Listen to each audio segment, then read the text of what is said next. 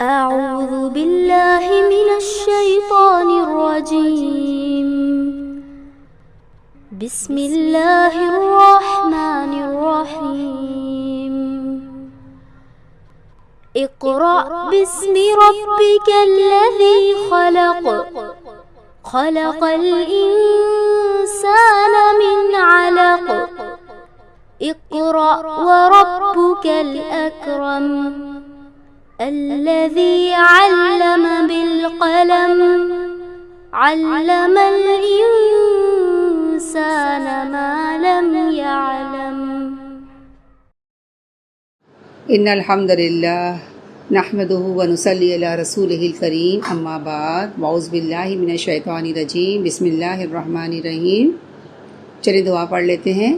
رب اشرح لی صدری ویسر لی امری واحلل عقدۃ من لسانی یفقہوا قولی، رب زدنی علما، اللہم انفعنا بما علمتنا وعلمنا ما ينفعنا وزدنا علما، آمین یا رب العالمین۔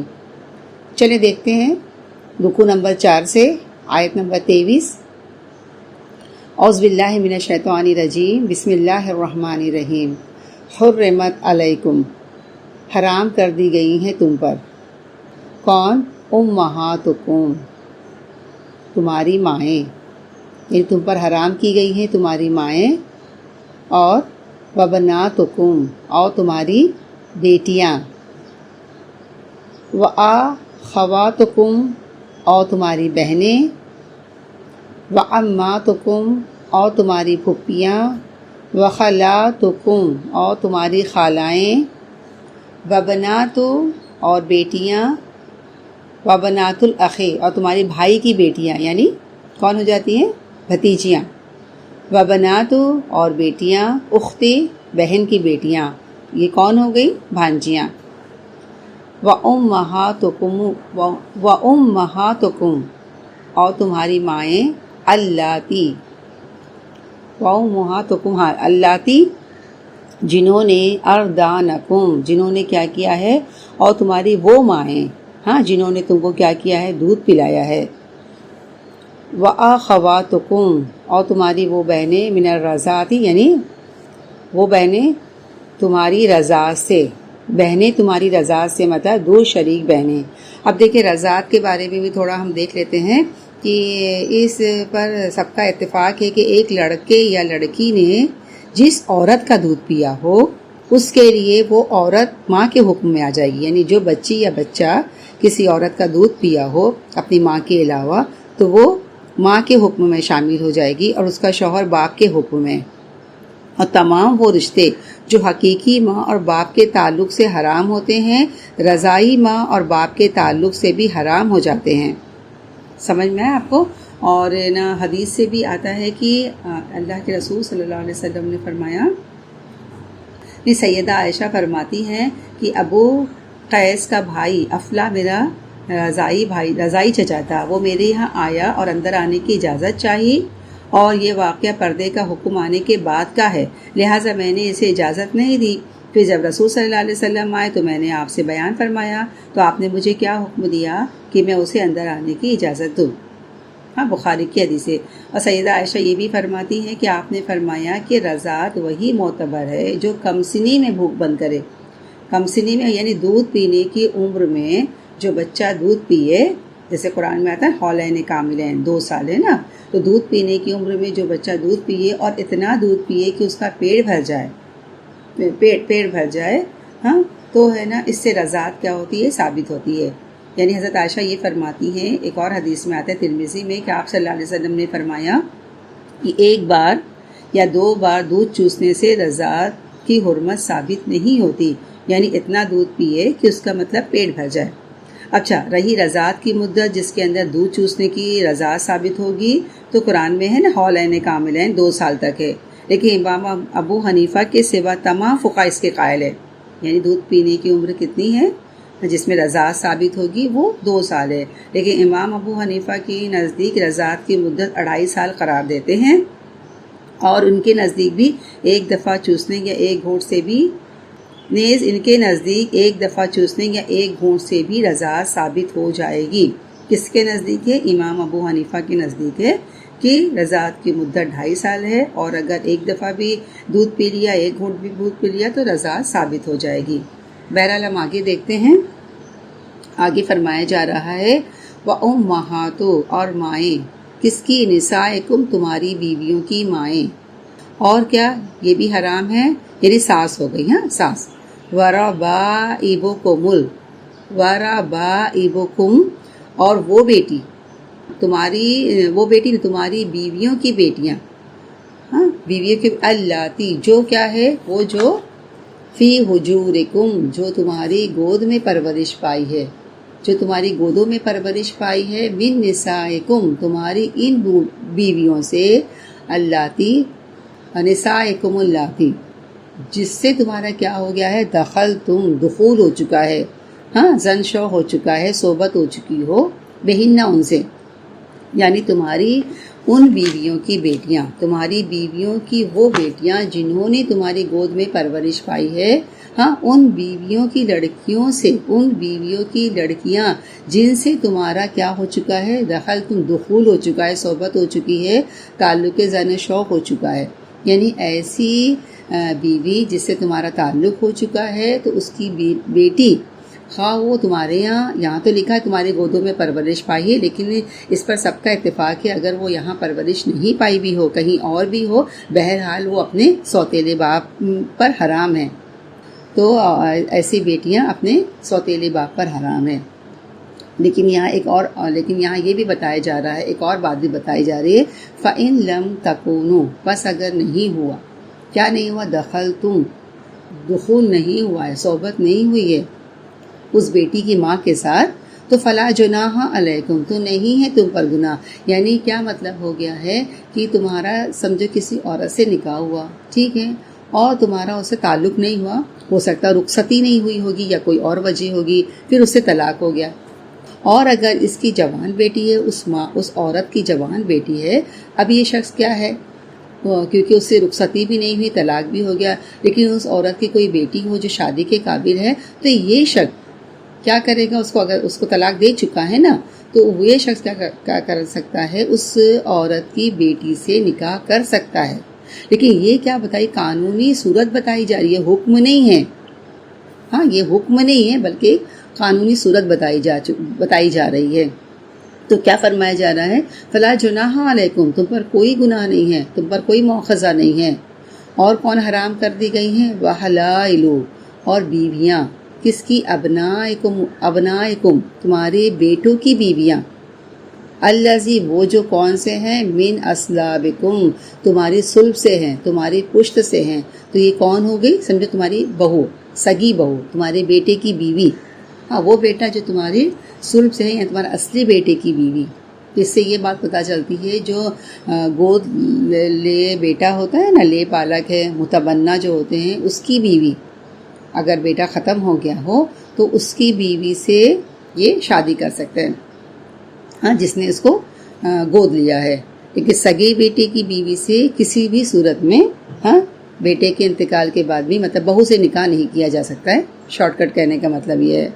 اچھا، اور کون حرام ہے؟ وَأَن تَجْمَعُوا اور یہ کہ تم جمع کرو بین الأختین دو بہنوں کو، دو بہنوں سے ایک وقت میں نکاح کیا ہے؟ منع ہے، الا ما قد سلف سوائے اس کے کیا ہے؟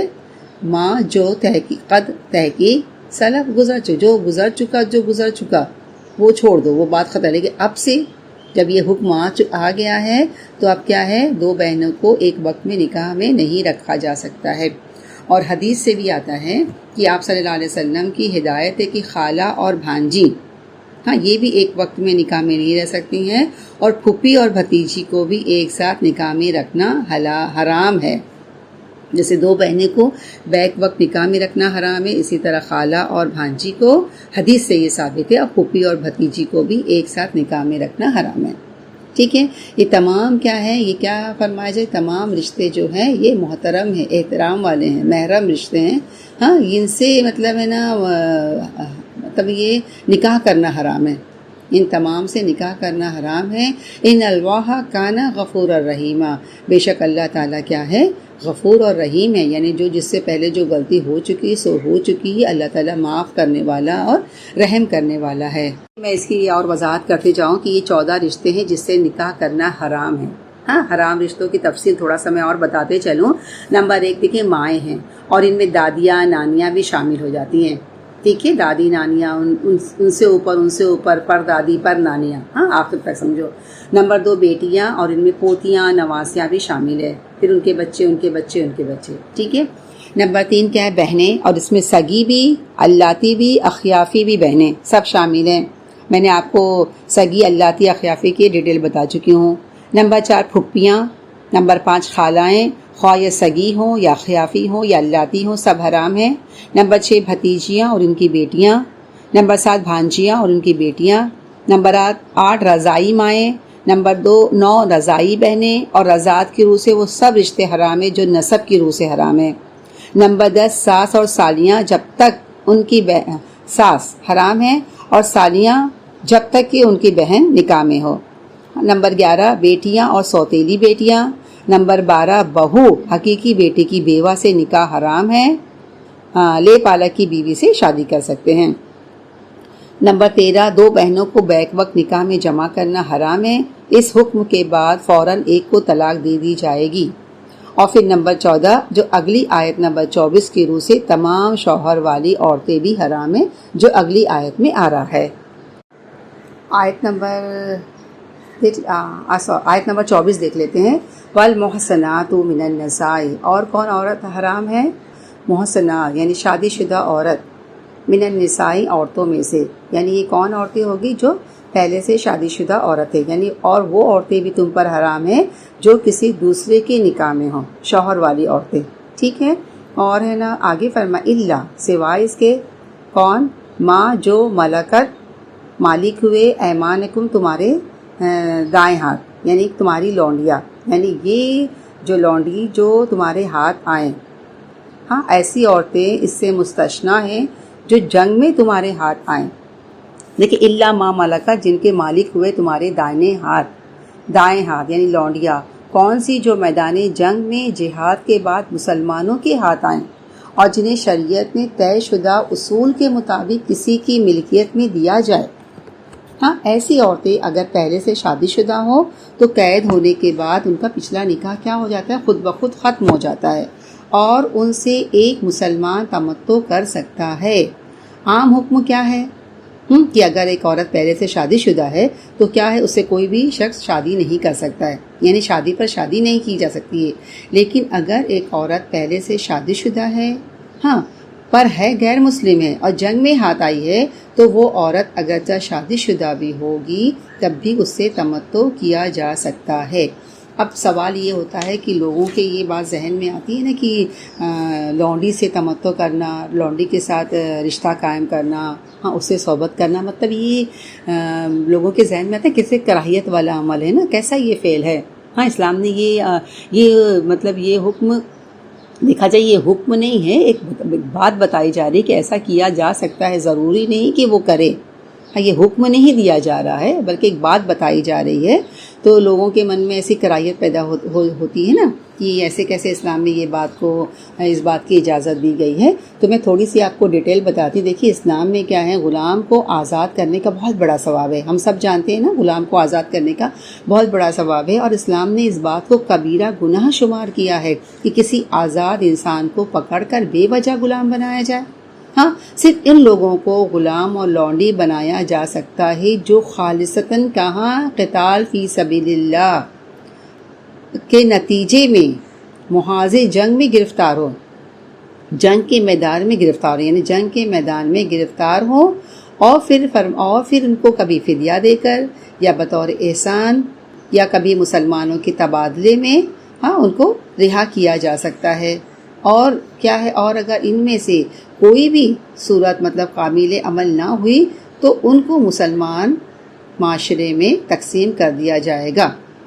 کیا مطلب ہو گیا؟ یہ ساری صورتیں ہیں، اگر کوئی جنگ میں گرفتار ہو کر آ گیا ہے تو اس کو یا تو رہا کر دو یا اسے فدیہ لے کر دے دو، اور اگر یہ تمام صورتیں بھی نہیں ہیں تو جو لوگ جنگ میں شریک ہوئے ہیں ان کو کیا کرا جائے گا؟ حکومت کیا کرے گی؟ جو لیڈر ہوگا وہ ان میں تقسیم کر دے گا۔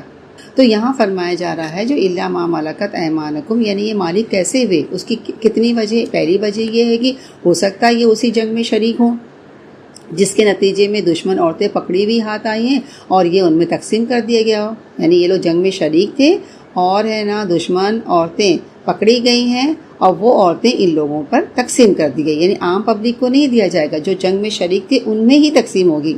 ایک تو اس طرح سے وہ لونڈی ان کے ہاتھ میں آئی ہے۔ دوسری کیا وجہ ہے؟ دوسری کب ان کے ہاتھ میں آئے گی؟ نمبر 2، انہوں نے ان کو کسی دوسرے انسان سے خرید لیا ہو۔ ٹھیک ہے، دو صورتیں ہیں لونڈی بنانے کی شکل۔ اچھا سنیں، اسلام میں دیکھیں غلامی نہ فرض ہے، نہ سنت ہے، نہ نفل ہے، بلکہ الٹا کبیرہ گناہ میں سے ہے کہ کسی بے وجہ انسان کو پکڑ کر غلام بنا لیا جائے۔ تو یہاں ان کو غلام بنا لیا جائے۔ اب اسلام میں اس بات کو منع کیا گیا، انسانی کی خرید و فروخت کو حرام قرار دیا گیا ہے، ہاں، اور اس طرح ان کو آزاد کرنے میں، ان کی گردن چھڑانے میں دیکھیں زکوٰۃ استعمال کرنے کا حکم ہے۔ سورہ توبہ میں آئے گا انشاءاللہ تعالی کہ زکوٰۃ کا مصرف جہاں ہے نا، زکوٰۃ کہاں استعمال کی جا سکتی ہے، وہاں اس میں ایک پوائنٹ آتا ہے نا، غلام کو آزاد کرانے میں، اس کی گردن چھڑانے میں، ہاں، تو اس بات کو کہا گیا ہے۔ فرمایا اور اگر کوئی شخص ایک غلام کو آزاد کرتا ہے تو اس کے ہر عضو کے بدلے، یعنی کتنی دیکھی فضیلت بتائی گئی غلام کو آزاد کرنے کے لیے کہ اگر ایک شخص غلام کو آزاد کرتا ہے تو اس کے ہر عضو کے بدلے اس شخص کی جان جہنم سے آزاد ہوتی ہے۔ یعنی غلاموں کو آزاد کرنا ایک اعلیٰ ترین درجے کی نیکی ہے۔ بے شمار مثال ہے کہ لوگوں نے غلام کیا کیے، خرید کے آزاد کیے ہیں، اپنے خود کے غلام آزاد کیے ہیں اور غلام خرید کر آزاد کیے۔ صحابہ کرام کا یہ عمل بہت زبردست تھا، وہ لوگوں نے اس پر بہت زیادہ عمل کیا ہے، اور آپ صلی اللہ علیہ وسلم نے اپنے آخری لمحوں میں دنیا سے رخصت ہو رہے ہیں لیکن آپ نے عورتوں اور غلاموں کے بارے میں نصیحت کر رہے تھے کہ تمہاری عورتیں اور غلاموں کے ساتھ حسن سلوک کرنا۔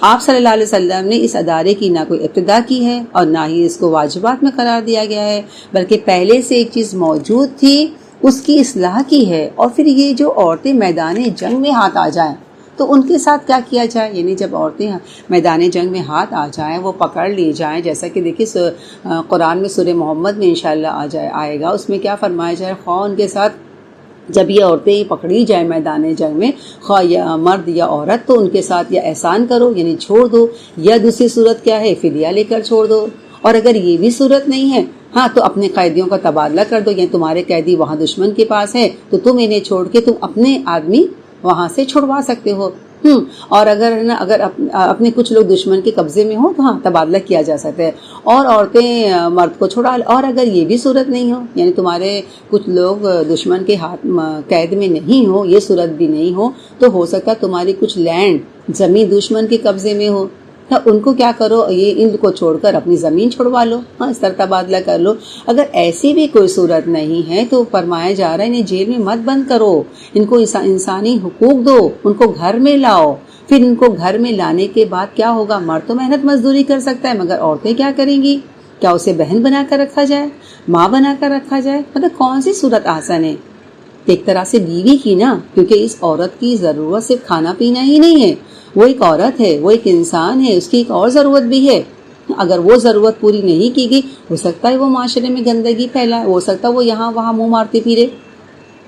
تو یہ دراصل کیا ہے، اس کو ایک ہے نا بیسک ہیومن رائٹس دیے جا رہے ہیں، اور پھر اگر اس کو بیوی کے درجے میں لایا جائے تو بیوی اس بات کو پسند نہیں کرے گی، بیوی کی حق تلفی ہوگی۔ یہ کیا کیوں؟ کیونکہ یہ بیوی جو ہے مسلمان ہے، وہ کافر عورت ہے، یہ آزاد ہے، اس کی بیوی وہ غلام ہے، لہٰذا اسے بیوی کی حیثیت سے نہیں بلکہ اس کا ایک الگ اسٹیٹس رکھا جائے گا، اس کو ایک الگ اسٹیٹس دیا جائے گا۔ اور پھر یہ بھی نہیں کہا جا رہا ہے کہ ہر شخص جس کو حکومت نے تقسیم کر کے اسے دے دیا وہ ضروری اسے اپنے گھر رکھے، چاہے تو لاتے ہی آزاد کر دے۔ یعنی جب حکومت نے تم کو لونڈی دیا ہے تو ضروری نہیں ہے کہ تم اسے تمتع کرو، تم اسے صحبت کرو، چاہے تو لاتے اسے آزاد کر دو، چاہے تو غلام اپنا رکھے لیکن جسمانی تعلق نہ قائم کرے بلکہ اس کی شادی کہیں اور کر دے۔ ہاں چاہے تو اسے آزاد کر کے، اسے مسلمان کر کے اس سے نکاح کر لے، جیسے کہ آپ صلی اللہ علیہ وسلم نے ہوئی بن اخطب کی بیٹی سے حضرت صفیہ سے نکاح کیا، انہیں آزاد کیا، آزاد کر کے آپ نے نکاح کر لیا۔ تو میری بہنیں یہ ایک حل ہے جو اسلام نے دیا ہے، یہ نہیں کہ اسے آزادی لے کر عورتوں سے حرم بھر لیے جائیں اور پھر گھر کو عیاشی کا گھر بنا لیا جائے اور پھر یہ کہا جائے کہ چونکہ اسلام نے لونڈی رکھنے کا اجازت دی ہے، تو یہ مطلب نہیں ہے، یا یہ کہ اور یہ بھی نہیں ہے کہ ہر گھر کی جو نوکر خاتون ہوتی ہے اس کو لونڈی سمجھ دیا جائے اور اسے جسمانی تعلق کو حلال قرار دیا جائے۔ تو میری بہنیں اس آیت کا مطلب یہ نہیں ہے، اس میں بہت ساری باتیں آ جاتی ہیں جو میں نے آپ کو بتائی ہیں، اس میں اور بھی اگر ہم ڈیپ میں جائیں گے تو بہت سی باتیں ہیں۔ آپ اگر تفہیم القرآن دیکھیں گے نا اور اس کی تفسیر میں دیکھیے بہت سارے پوائنٹس دیے ہیں، میں صرف ایک آدھ پوائنٹ ہی آپ کو اور بتاتی چلتی ہوں کہ جو عورت جس شخص کے حصے میں دی جائے گی، تفہیم میں ہے، آپ لوگ دیکھ لیجئے گا اگر آپ کے پاس ہوگی، بہت زیادہ ڈیٹیل میں بتایا گیا ہے کہ وہ اگر جو عورت جس شخص کے حصے میں آئے گی صرف وہی اس کے ساتھ صحبت کر سکتا ہے، کسی دوسرے کو اسے ہاتھ لگانے کا حق نہیں ہے۔ اس عورت سے جو اولاد ہوگی وہ اس شخص کی جائز اولاد سمجھی جائے گی جس کے ملک میں عورت ہے، اور اس اولاد کے قانونی حقوق وہی ہوں گے جو شریعت میں سلبی اولاد کے لیے مقرر ہے۔ ہاں جو اصلی اولاد کے لیے جو قوانین مقرر ہے وہی اس کو بھی دیا جائے گا۔ صاحب اولاد ہو جانے کے بعد وہ عورت فروخت نہ کی جا سکے گی اور مالک کے مرتے ہی وہ آپ سے آزاد ہو جائے گی۔ تو میری بہنیں، اور حکومت کی طرف سے بولتے ہیں نا حقوق ملکیت کا باقاعدہ عطا کیا جانا ایک ایسا ہی کہتے ہیں قانونی فعل ہے جیسا نکاح ایک قانونی فعل ہے۔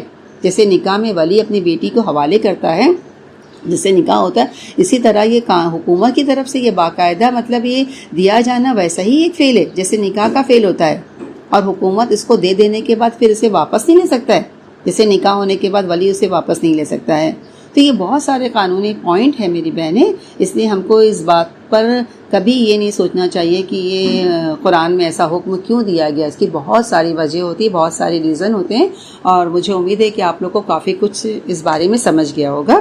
آگے ہم دیکھ لیتے ہیں کیا فرمایا جا رہا ہے، کتاب اللہ علیکم، یہ کیا ہے؟ لکھا ہوا ہے، لکھی ہوئی بات ہے اللہ کی، یعنی لکھا ہوا قانون ہے، یہ فرض ہے، یہ ساری باتیں بتائی جو عورتیں حرام کری گئی ہے جن سے نکاح نہیں کیا جا سکتا ہے، یہ اللہ کی طرف سے قانون ہے، اللہ کی طرف سے تم پر پابندی لازم ہے، جس کی پابندی تم پر لازم کر دی گئی ہے۔ پھر آگے فرمایا جا رہا ہے وَأُحِلَّ لَكُمْ، اور حلال کیا گیا ہے، ہاں لکم تمہارے لیے، کیا؟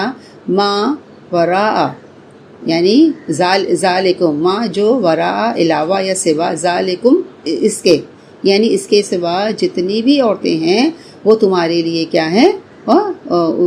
حلال ہے، تم ان سے نکاح کر سکتے ہو۔ تو فرمایا جا رہا ہے وَأُحِلَّ لَكُمْ مَا وَرَاءَ ذَلِكُمْ، اس کے سوا جتنی عورتیں ہیں ان سے تم نکاح کر سکتے ہو، لیکن کس طرح؟ ان تبتغوا، یہ کہ تم کیا کرو؟ حاصل کرو۔ کس طرح حاصل کرو؟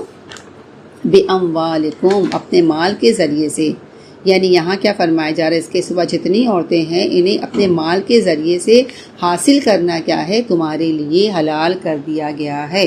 تو یہاں کس کی طرف اشارہ کیا جا رہا ہے؟ یہاں دیکھیں مہر کی طرف اشارہ کیا جا رہا ہے کہ نکاح کی بنیادیں یہاں بتائی جا رہی، نکاح کیسے ہوگا اور اس میں کیا کیا چیزیں اہم ہیں، ہاں یا اس کے ارکان کیا ہے، جس میں سب سے اہم چیزیں کیا ہے؟ بِأَمْوَالِكُمْ، یعنی مہر، حق کے مہر کی طرف اشارہ ہے۔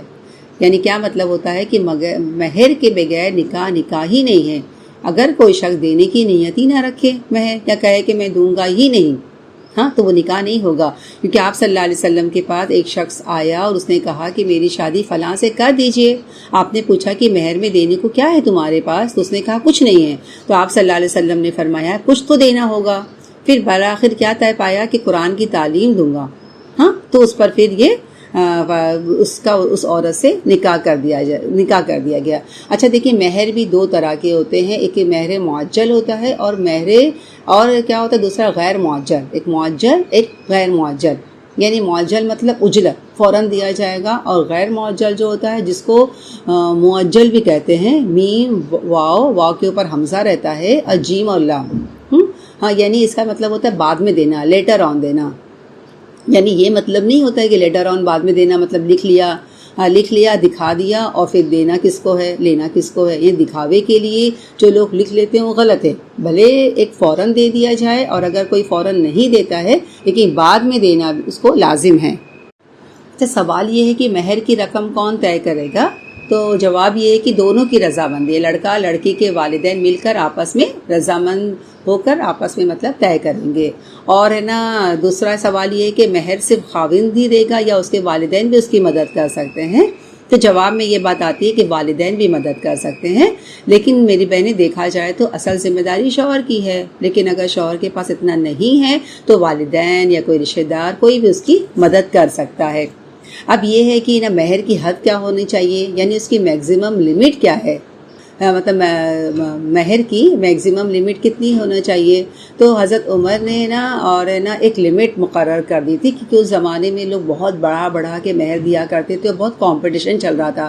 تو حضرت عمر نے کیا کیا، اس کی لیمٹ مقرر کر دی. اور ایک روایت میں آتا ہے کہ انہوں نے ایک مرتبہ خطبے میں کہا کہ 400 درہم سے آگے مہر نہ دیا جائے. ہاں، جب خطبے میں یہ بات کہا تو ایک قریشی عورت نے اٹھ کر کہا کہ اے عمر، آپ نے اللہ کا فرمان، اللہ کا جو فرمان ہے، اللہ کا فرمان ہے نا، وَآتَيْتُمْ، آیت نمبر 20 میں ہے، وَآتَيْتُمْ إِحْدَاهُنَّ قِنْطَارًا، یعنی تم نے اسے بھلے ڈھیروں ڈھیر مال دے چکے ہو، اس سے کیا کر سکتے ہو، کچھ بھی نہیں لے سکتے ہو. یعنی تم نے خواہ اسے ڈھیروں مال مہر میں دے دیا ہو تو اس سے کچھ بھی واپس نہیں لے سکتے ہو.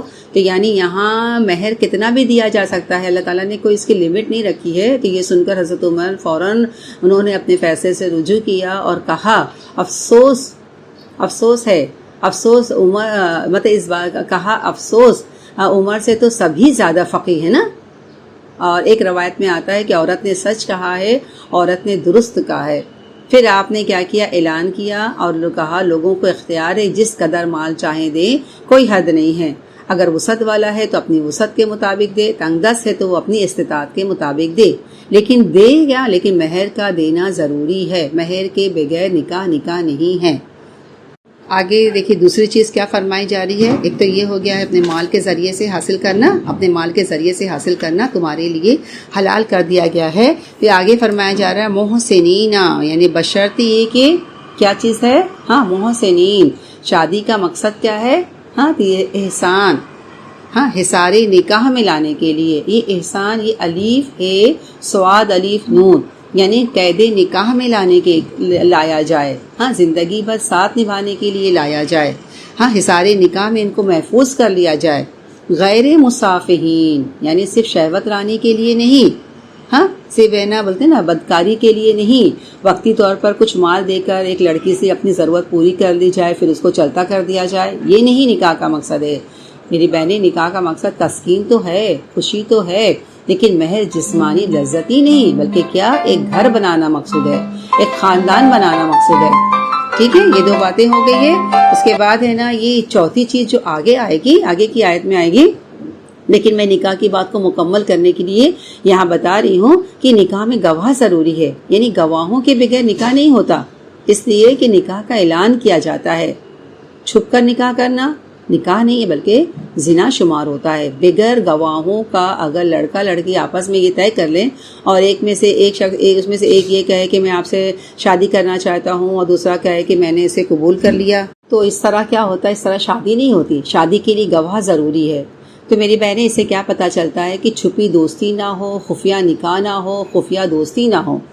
اور آخری چیز جو نکاح کو مکمل کرتی ہے وہ لڑکی کے گھر والوں کا اذن ہے، ولی کی رضامندی ہے.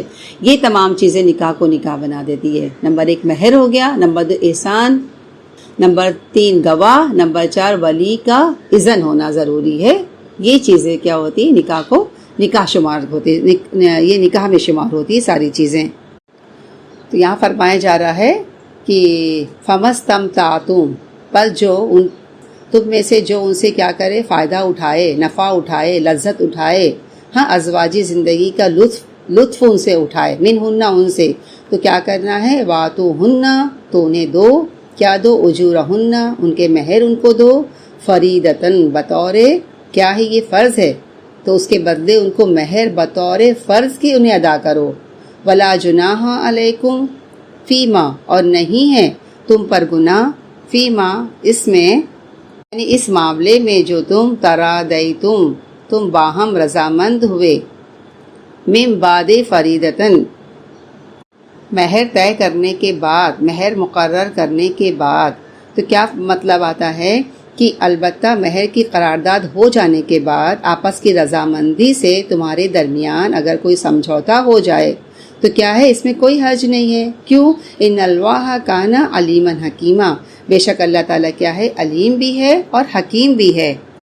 یعنی کیا راضی ہو جائے، فیما ترادیتم، کیا راضی ہو جائے، مطلب شوہر زیادہ مہر دے دے، ہاں، یا بیوی ہی معاف کر دے، یعنی آپس کی رضامندی ہونا چاہیے، یہ باہم رضامند ہونا چاہیے، یا تو شوہر زیادہ دے دے یا بیوی کہے کہ میں نہیں لوں گی، میں معاف کرتی ہوں، تو اس میں کوئی گناہ نہیں ہے۔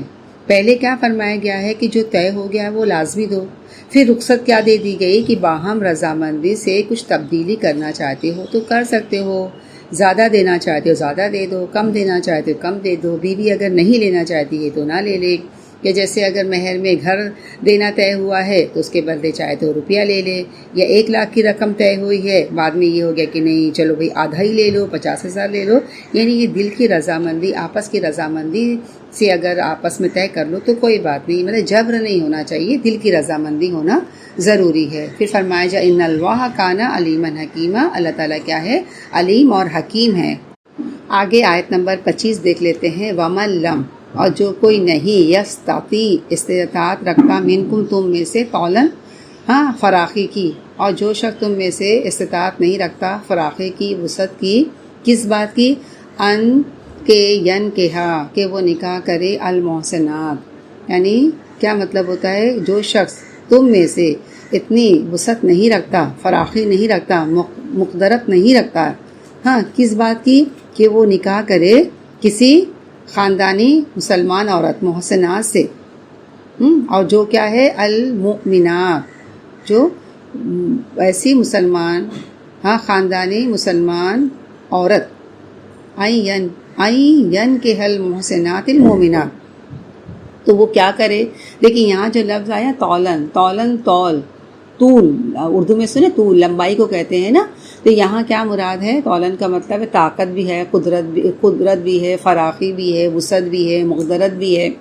تو ایسا شخص ہے جو کسی خاندانی عورت سے نکاح کرنے کی استطاعت نہیں رکھتا ہے، تو ایسا شخص کیا کرے، ہاں، تو پھر وہ کیا کرے، فَمِمَّا مَلَكَتْ أَيْمَانُكُمْ، تو کیا کرے، وہ جو مالک ہوئے تمہارے دائنے ہاتھ، من فتیاتکم، تمہاری لونڈیوں میں سے، مومن مومنات، اور وہ لونڈی کیا ہو، مومن ہو۔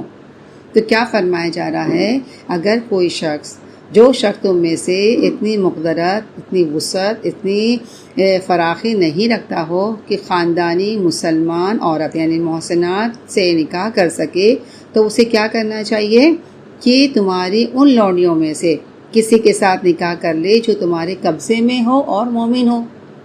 یعنی کیا مطلب ہوتا ہے، وہ عورت جو کسی کی ملکیت میں ہے لیکن وہ شخص کیا کر رہا ہے، اس سے کوئی جسمانی تعلق نہیں رکھے ہوئے ہے، صرف ملکیت کا حق رکھتا ہے، وہ اگر چاہے تو اپنی لونڈی کی شادی کسی اور مرد سے کر سکتا ہے، اور وہ مرد سے جو کسی محسنات عورت سے نکاح کرنے کی مقدرت نہیں رکھتا ہے، تو ایسی عورت اگرچہ ملکیت کسی اور کی ہوگی لیکن مالک کی مرضی سے اس کا نکاح کسی آزاد دوسرے مرد سے ہو سکتا ہے، اس کی طرف اشارہ کیا گیا ہے، ٹھیک ہے۔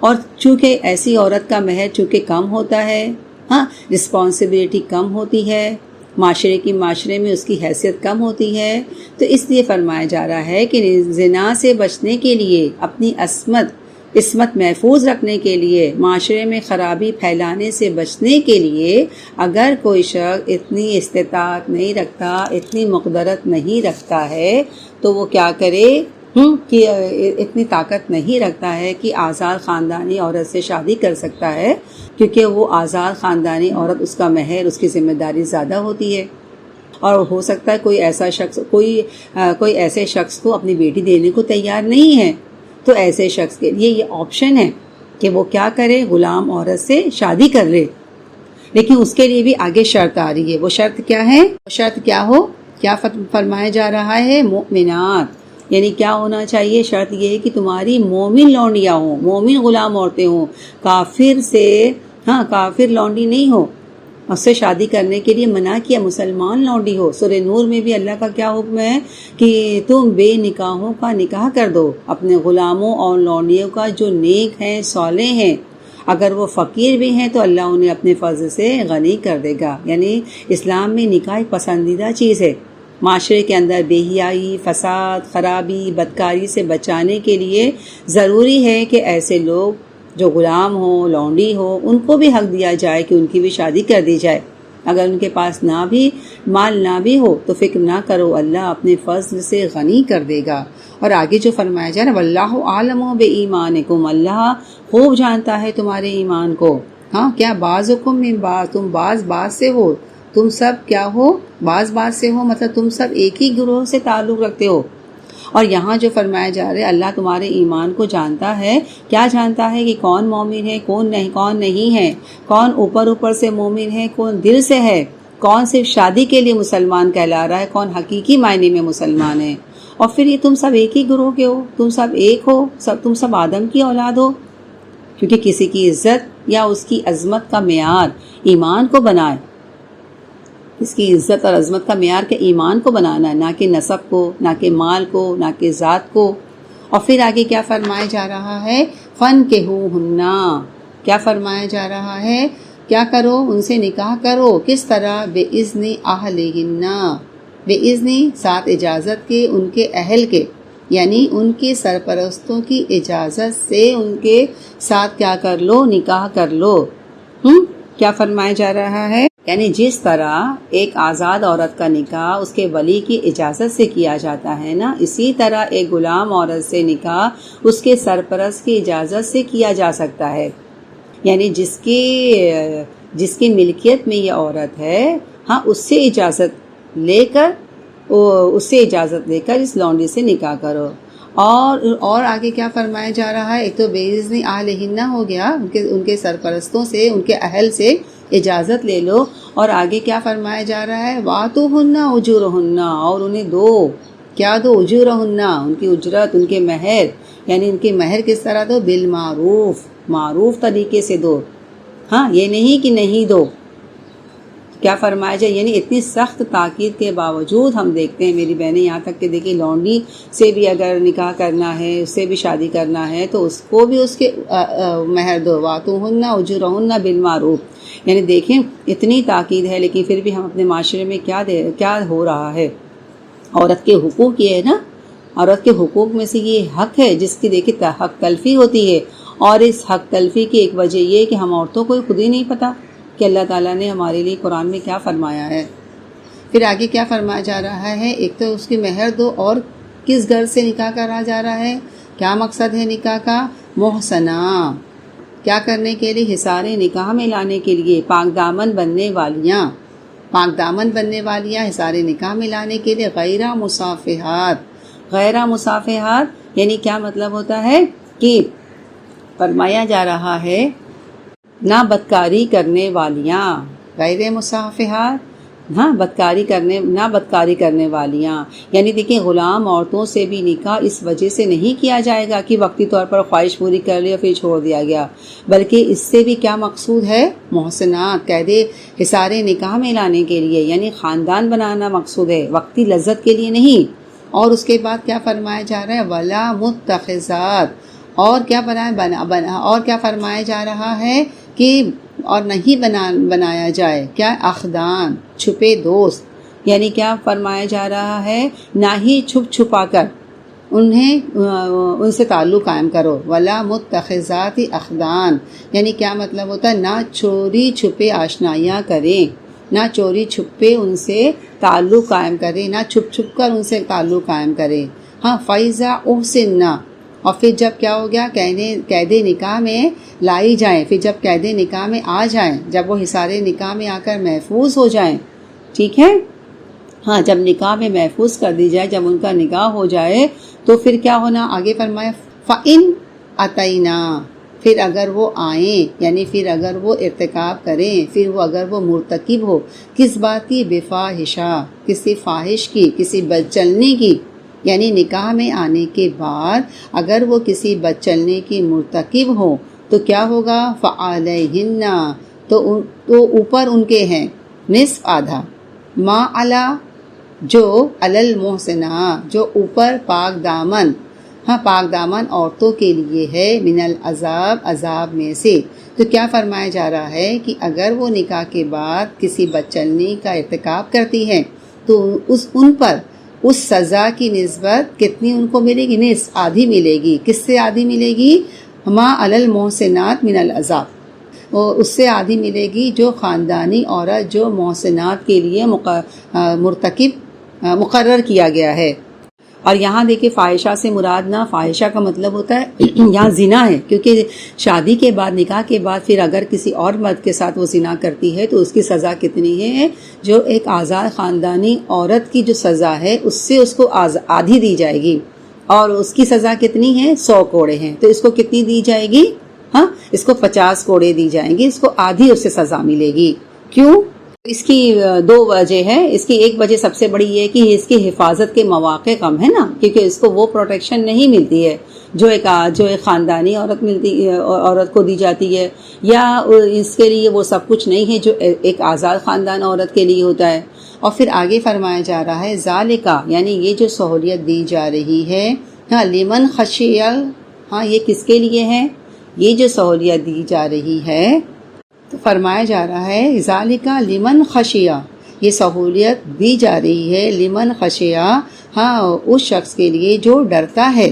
کس بات کے لیے؟ خشیہ العنات منکم، جو تم میں سے بدکاری میں مبتلا ہونے سے ڈرتا ہے، گناہ کا ارتکاب ہونے سے ڈرتا ہے۔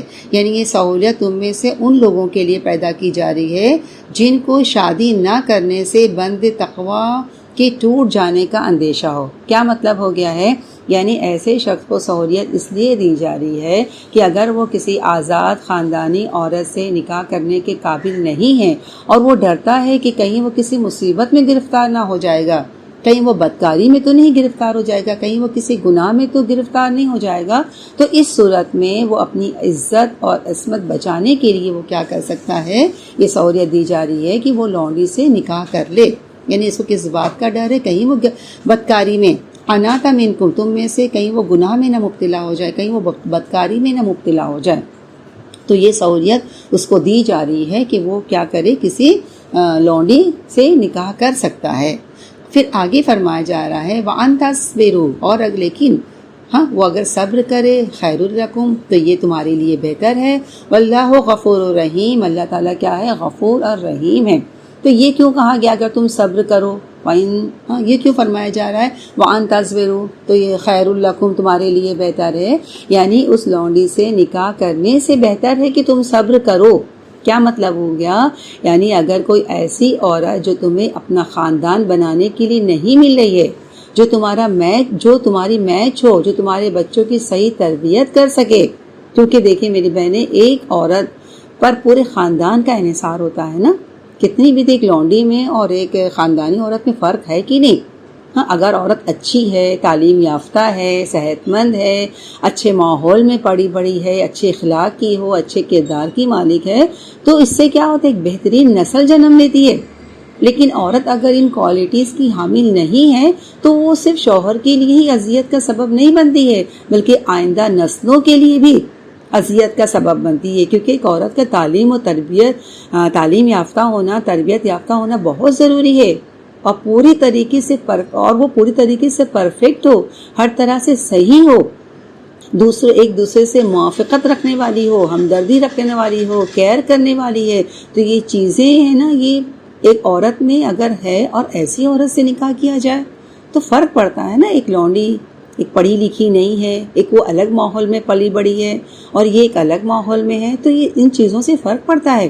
اور یہ ساری باتیں جو میں بتا رہی جو ایک عورت میں ہونا چاہیے، یہ تمام چیزیں ہمیں بچیوں کو سکھانا چاہیے۔ یہ بہت ضروری چیزیں ہیں جو عموماً کیا ہوتا ہے اپنے بچوں کو نہیں سکھاتے ہیں۔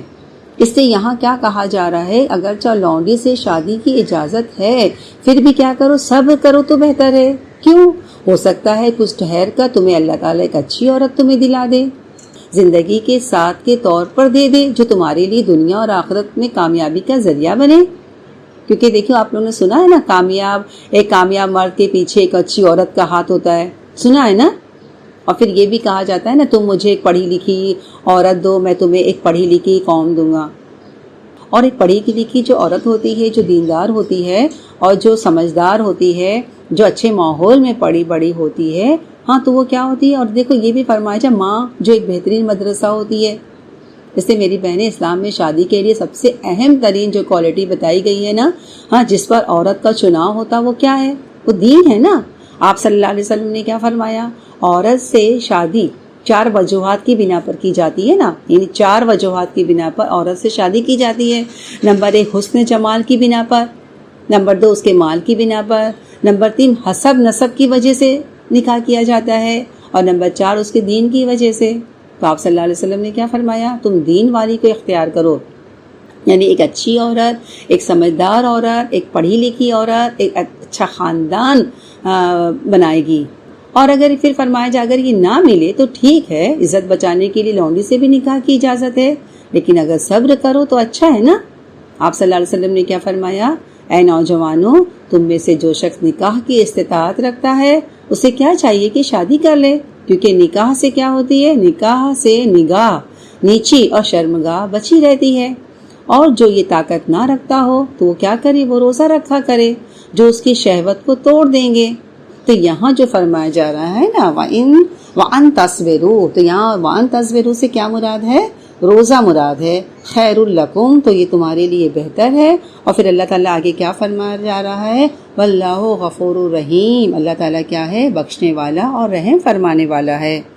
وآخر دعوانا ان الحمد للہ رب العالمین. دعا پڑھ لیتے ہیں.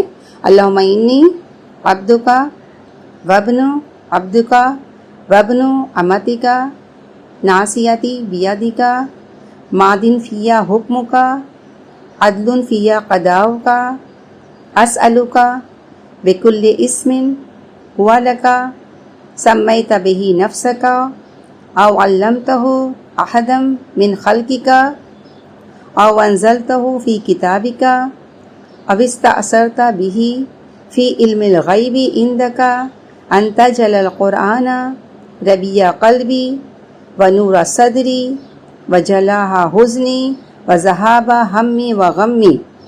میری بہنیں یہ دعا بہت بہترین ہے یہ غم کو خوشی میں بدل دیتی ہے. اور اس کا ترجمہ دیکھیں کتنا اچھا ہے کہ اے اللہ بے شک میں تیرا بندہ اور تیرے بندے کا بیٹا تیری بندی کا بیٹا ہوں. میری پیشانی تیرے قابو میں ہے. میرے حق میں تیرا حکم جاری ہے. تیرا فیصلہ میرے بارے میں انصاف پر مبنی ہے. میں سوال کرتا ہوں تیرے ہر اس نام کے ساتھ جو تو نے اپنے لیے رکھا ہے یا تو نے اپنی مخلوق میں سے کسی کو سکھایا یا تو نے اپنی کتاب میں اتارا یا تو نے اسے اپنے پاس علم غیب میں رکھنے کی ترجیح دی کہ تو قرآن کو میرے دل کی بہار اور سینے کا نور اور میرے غم کو دور کرنے والا اور میری فکر کو لے جانے والا بنا دے. بہت بہترین دعا ہے میری بہنیں. یہ ختم قرآن کے بعد پڑھنے جانے والی دعائیں ہیں. ہو سکے تو آپ بھی اس کو یاد کر لیجئے گا. بہت بہترین دعا ہے. ٹھیک ہے. ربنا تقبل منا انک انت السمیع العلیم وتب علینا انک انت التواب الرحیم. صلی اللہ تعالی علی خیر خلقہ محمد وعلی آلہ واصحابہ اجمعین برحمتک یا ارحم الراحمین. والسلام علیکم ورحمۃ اللہ وبرکاتہ.